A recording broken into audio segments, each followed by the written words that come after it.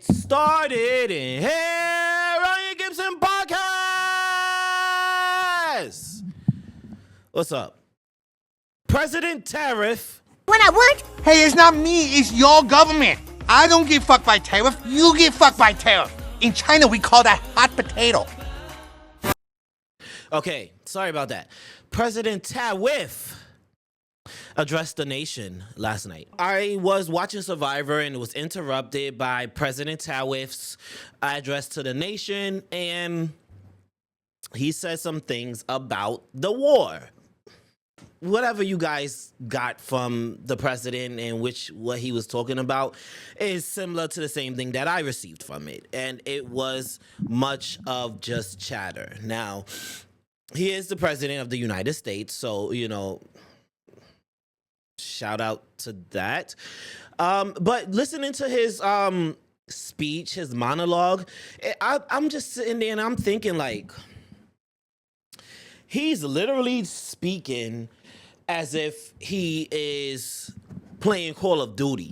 He's talking as if he is playing SOCOM, if anyone knows what that game was or it still is, just they didn't continue making new games. He's like, Iran, they never expected this. Their plans, they were so predictable, and we wiped them out.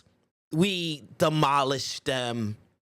They've been vanquished. They've been neutralized. And it's like, damn, bro.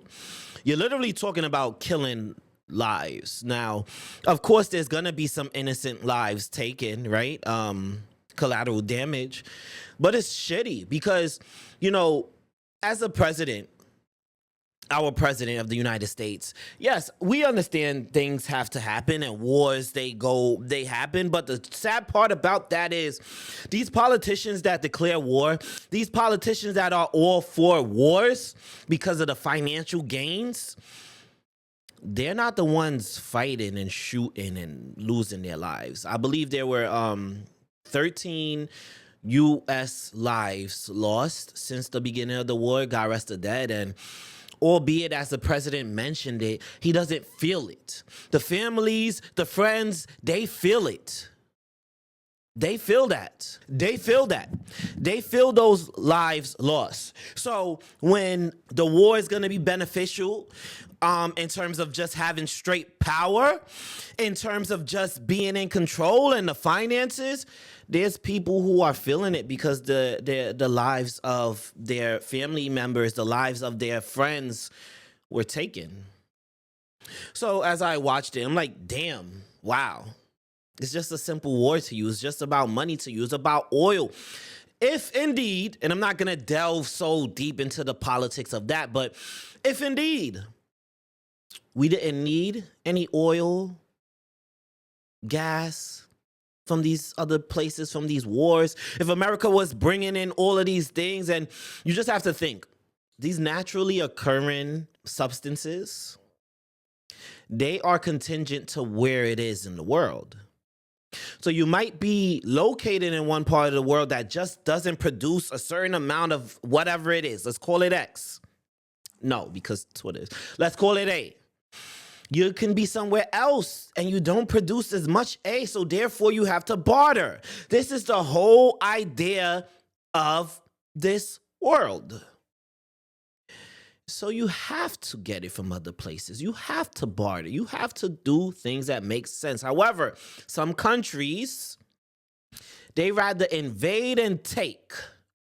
When I listen to him and he's like, our military, how strong it is. Shout out to the military of the United States. Shout out to y'all because you guys risk your lives. You guys are doing your thing. And I'm not talking about the people at top who's just ordering these things because they're not the ones that's going in and doing the dirty work. They're not the ones doing the dirty work. So shout out to y'all.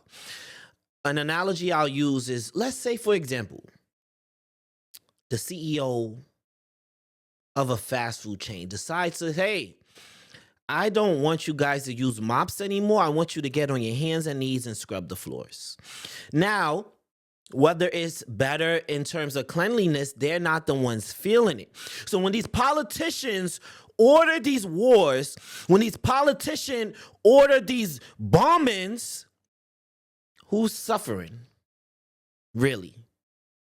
When other countries want to retaliate, because think about it. Yes, there are some people who are just terrorists, right? There are some people who just want to cause harm. But if you do your historical search, a lot of things are in retaliation to something that happened prior. I'm not going to delve too deep into that. But what I'm saying is this. Watching the president's address to the nation, I was like, this guy is just hungry for power. At the same time, shout out to the president. He is the president of the United States. However, he's just hungry for power. Listen to this. Trump was already rich. He was already a very wealthy man. He decided to run for presidency with no political background. None whatsoever. Who thought he was going to win? I didn't think he was going to win. But he did win. Shout out to him for winning the first term. Now, he didn't run it back. He did not do what the Chicago Bulls, Michael Jordan Chicago Bulls did. He did not do what the late, great Kobe Bryant Los Angeles Lakers did. He did not run it back. A lot of people would have been like, hey, I'm already rich. I've already became president once. I'm good. I'm chill, but not Trump. Trump said, I got to get my ass back in that White House. Now, if that's not ego, if that's not narcissism, I don't know what the hell is. I don't know what the hell is. But shout out to Trump for winning the presidency for a second time. I've never ran for presidency, so I can't tell you the difficulty, if it's harder to run it back to back or to take a break and then come back. Who knows, but Trump did it. Now, he's still not satisfied. If you watch when he speaks, yes, he's the president, but he speaks as if he's the one going down and doing these bombings. He speaks as if he's the one going defending the country with his bare hands. And he's not. He mentioned about the length of certain wars in the past. And I think what he was getting to was that this is not going to be a long war. Because when I listen to it, I'm like, okay, and 2 + 2 is 4, 4 + 4 is 8. Why are you letting us know about the length of these previous wars? Because whoever typed it up for him or did a simple Google search, I did a Google search, and I was like, okay, yeah, he's accurate. He's accurate. He's the president for a reason. He's accurate. But I think he was implying that this is going to be a short war. So listeners can be like, oh, Trump did it in X amount of years. Just do what you're supposed to do as president. If it takes you longer or shorter, just do what you need to do to provide the best outcome for the American citizens. Not for the best outcome of your ego. Because listen to when he speaks, and you will have to correct me if I'm wrong. Gibson podcasters, what president has taken jabs at previous presidents as much as our current president does? Every chance he gets, he is taking shots. He took a shot at Obama. He took a shot at Biden. And he just speaks in a manner in which that America was nothing until he came into presidency. Now, here's my take. And shout out to Trump because he is the president, as I mentioned many times.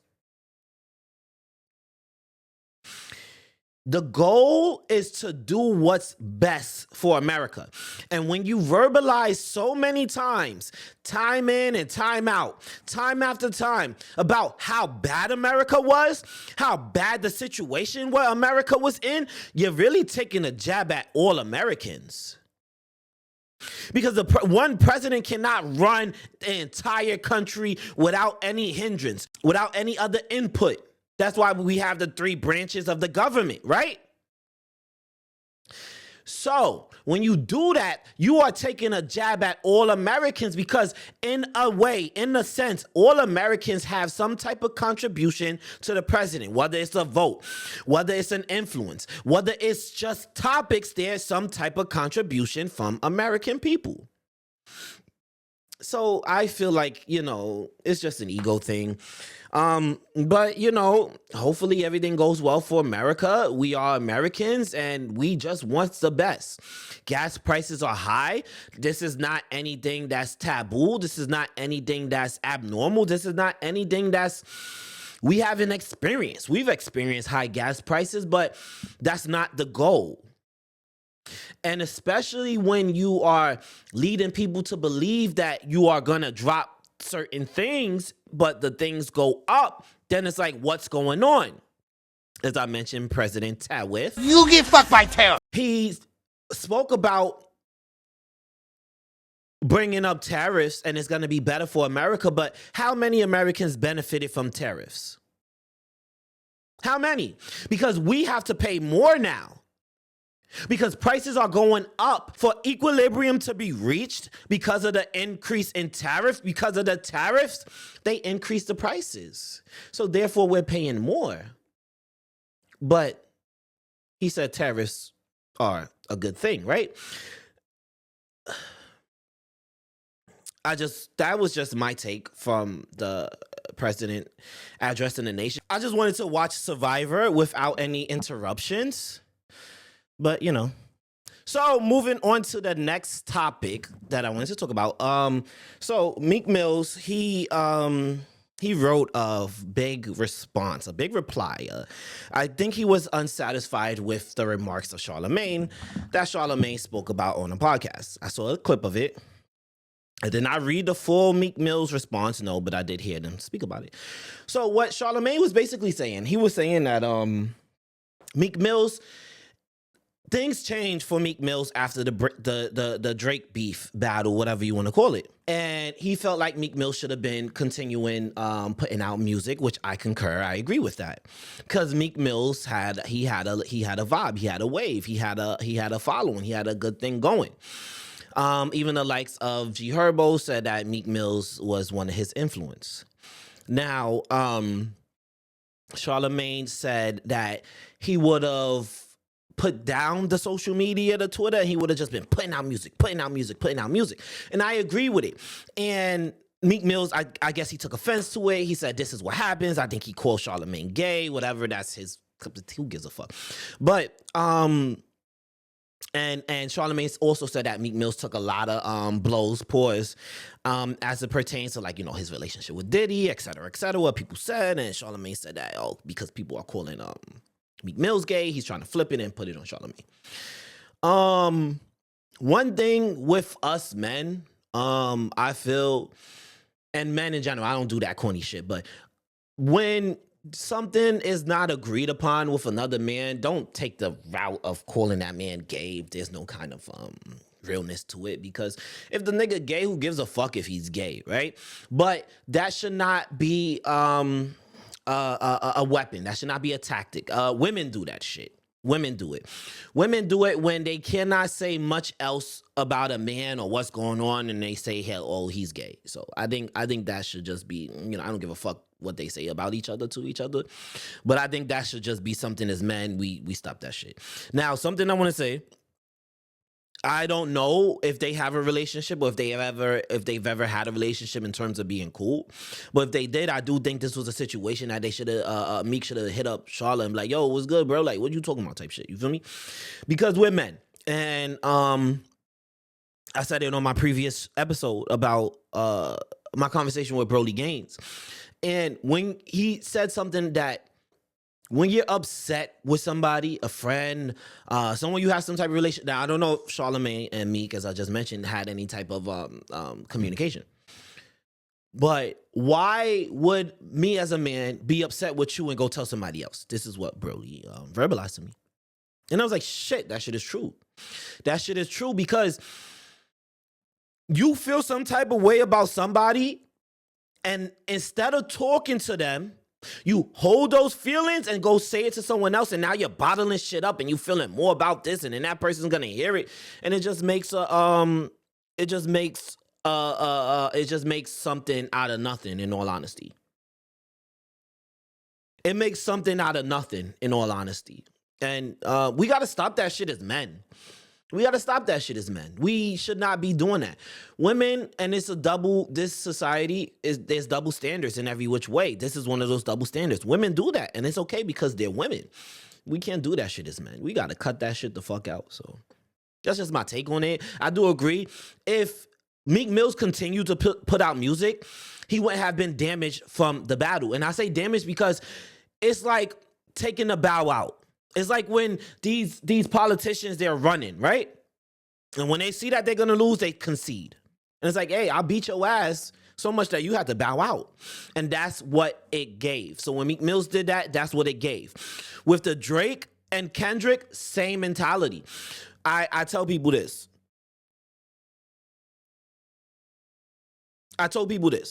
When Drake started with his rebuttals, say, hey, I'm not this, I'm not that, that's when you know he lost. Because you should not be defending yourself in terms of saying, Kendrick said this, but I don't do that. Kendrick said this, but I don't do this. It's like, yo, bro, just come back at him, bro. Pause. Just have a rebuttal. Because you're now defending what he said about you, and it's like, okay, it's affecting you. And then when you don't continue to, even if his last this record was 10 times better than yours, you better keep putting shit out. You better keep putting shit out. Even if what you feel wasn't like that. Is you like that? Is you like that? Yo, when Hendrix went on that shit and fucking Metro, I understand, Drake. But no, you gotta keep putting shit out. Because you're like saying, your shit is better than mine. I don't even want to put nothing out. And that's what it gives. Rewind the hands of time. When 50 Cent and Ja Rule had their beef, the reason why 50 demolished Ja Rule in the manner in which he did is because Ja Rule stopped. Ja Rule basically said, I'm waving the white flag. I cannot compete. You got it. So 50 continued to smash him. And pause. 50 continued to put out records that was just displaying his dominance over Ja Rule and Murder Inc. Then, years later, Ja Rule came out with Clap Back, which, pause, he should have put out right in the midst of the beef. You can't clap back years later. Niggas already gone. They're gone. They're in another state. They're in another country. What the fuck are you clapping back at? And that's why the beef with 50 Cent and Ja Rule was so one-sided. Charlamagne is absolutely right. You gotta, like, why would you stop? Why would you wave the white flag in rap? Hip-hop? You don't do that shit. You might get away with that shit in R&B. You don't do that shit in hip-hop. Charlamagne was right. And I feel like Meek Mills, he either perceived it in the wrong way, he perceived it in the wrong manner. This is why I said communication was needed, or he did not listen to the entire interview. I didn't watch the whole interview. I'll say that in case I'm missing something. I saw the clip of Charlamagne's response, and they showed the clip of what Charlamagne actually said. Excuse me. And yeah, that's it. That's my take on it. That's my take on President. I don't get fucked by tariff. You get fucked by tariff. That's my take. And this is the Ryan Gibson Podcast. Guys, like, share, subscribe, and follow. Like, share, subscribe, and follow R&B Gang, Beast Kitchen. Guys, be on the lookout. I have some interviews dropping soon. Be on the lookout. I appreciate the support. Ryan Gibson Podcast, guys, and I'm out. Turn me up, turn me up. Yeah. Hey, yo, Cash, you did it with this one? Welcome to my podcast. What's the top?